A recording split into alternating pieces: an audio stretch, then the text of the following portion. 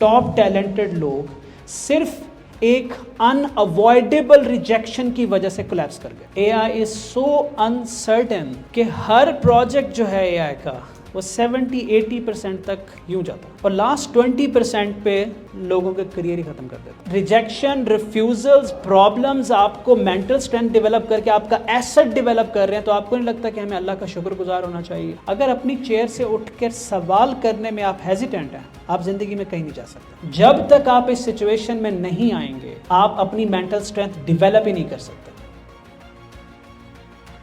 Let's put motivation aside.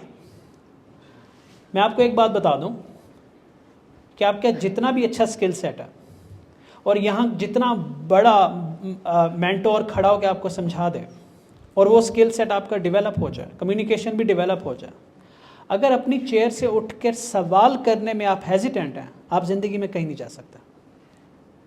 इस meetup के अंदर आप खड़े होकर सवाल नहीं पूछ सकते, और वो सवाल जो आपको लगता हो कि हो सकता है कि स्टूपिड क्वेश्चन होगा, और वो स्टूपिड क्वेश्चन पूछने की करेज नहीं है आप में, तो फिर शायद आपको स्किल सीखने से पहले अपने आप पे काम करने की ज़रूरत है। व्हाट डू यू थिंक कि आज के दौर में एज ऑफ नाउ सबसे इम्पॉर्टेंट स्किल सेट क्या है? चले मैं आपको एक सिनेरियो देता हूँ, आप उस सिनेरियो से अंदाज़ा लगाएं। Just imagine you have a good skill set कि आप एआई में जो काम करते हैं और आपके अंदर सलाहियत है कि आप वो 100% कर सकते हैं। So you have a skill set and you have a good communication, कि आप जिस क्लाइंट के साथ जाते हैं, जिस डील में जाते हैं, रिलेशन बिल्डिंग में हैं, टीम के साथ हैं, फैमिली में हैं, जहाँ भी हैं, आपकी कम्युनिकेशन भी बहुत अच्छी है, मान लेता हूँ। आपकी क्रिटिकल थिंकिंग भी कमाल की है, ओके, और ये सब कुछ कमाल का है। तो आप इंडस्ट्री में जा रहे हैं, तो क्या आप ये कह सकते हैं कि इन 3 स्किल सेट को लेके आपको फेलियर नहीं आएगा? आएगा, कंफर्म आएगा। क्या आपको रिजेक्शन नहीं आएगी? आएगी। क्या आपको रिफ्यूजल्स नहीं आएंगे? क्या आपको प्रॉब्लम्स नहीं आएंगे? क्या आपको फाइनेंशियल क्रंच नहीं आएगा? आएगा। Everyone agree. Is there anyone जो कहता है कि इन 3 स्किल सेट को लेके the life will be like a walk in the park और मुझे कोई चैलेंज नहीं होगा? Is there anyone in this room? No. Now I'm coming to that skill set. What if कि इन 3 स्किल सेट के बाद आप एक क्लाइंट के पास जाते हैं, एक बिजनेस डील में आपको फाइनेंशियल लॉस होता, आपने साल में 2 साल में जो किया वो सारा ख़त्म हो जाता। आपको पता है कितने % हमारी यूथ है जो इस चीज़ को सस्टेन कर पाएगी? Not even 1%. Mental strength, how to make your thinking, your mental strength more stronger, it is a skill set. ये मैं कहने के लिए इसलिए आया हूँ कि कुछ हादसात, कुछ इंसिडेंट्स मैंने देखे हैं कंपनी से लेके अपनी कम्युनिटी के अंदर, कि टॉप टैलेंटेड लोग सिर्फ एक अनअवॉइडेबल रिजेक्शन की वजह से कोलैप्स कर गए। AI is so uncertain, AI is so uncertain कि हर प्रोजेक्ट जो है एआई का वो 70-80% तक यूं जाता और लास्ट 20% पे लोगों के करियर ही ख़त्म कर देता। I am telling you out of experience कि जब बात आती है एक्यूरेसी की, जब बात आती है रिजल्ट्स की, जब बात आती है हेलुसिनेशन की, तो अब आप वहाँ फंसे हुए हैं। 80% आप पैसे ले चुके हैं, खर्च कर चुके हैं, छोटी सी अमाउंट पेंडिंग है और 200 गुना काम पेंडिंग है। Where is the motivation? Mostly लोग गिव अप करते हैं वहां पे। AI is all about patience, waiting, और फिर वो रिजल्ट देती है।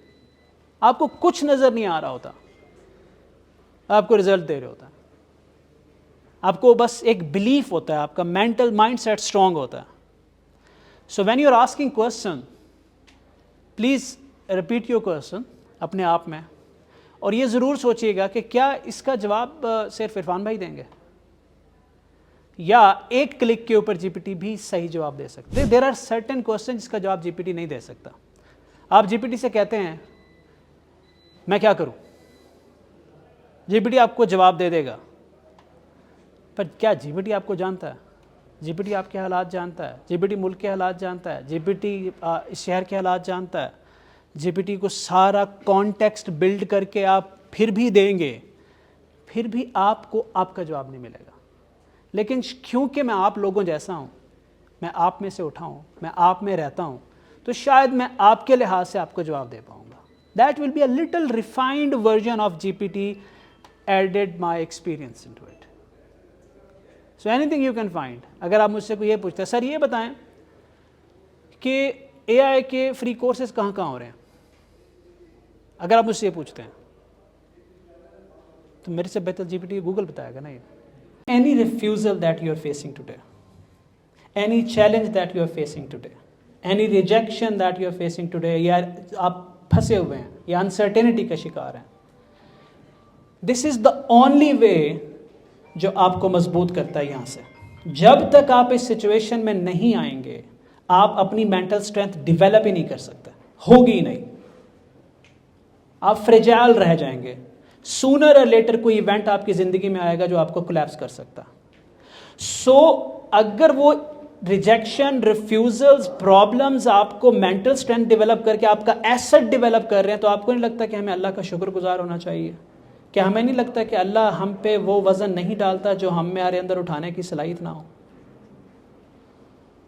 After figuring it out, I figured कि मुझे जो भी ज़िंदगी में पर्सनल चैलेंज आता, now after so much struggle, मैं अपने आप से एक बात ही कहता हूँ कि मुझसे बेहतर मेरा अल्लाह जानता है, और अगर मैं इस चैलेंज में आऊँ तो उसको लगता है मैं ले सकता हूँ, इसका मतलब है मैं ये चैलेंज ले सकता हूँ, तो मुझे वो प्रॉब्लम नहीं लगता।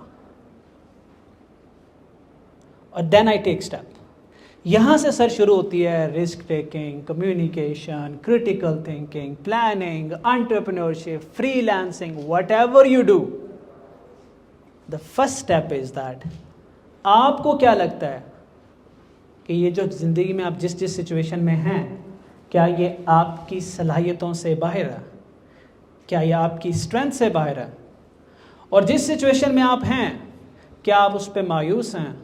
क्या आप उस पर शिकवे कर रहे हैं, गिले कर रहे हैं, या आप उसको एज ग्रेटिट्यूड ले रहे हैं कि अल्लाह मुझे कुछ बनाना चाहता है, that's why today I am facing this challenge.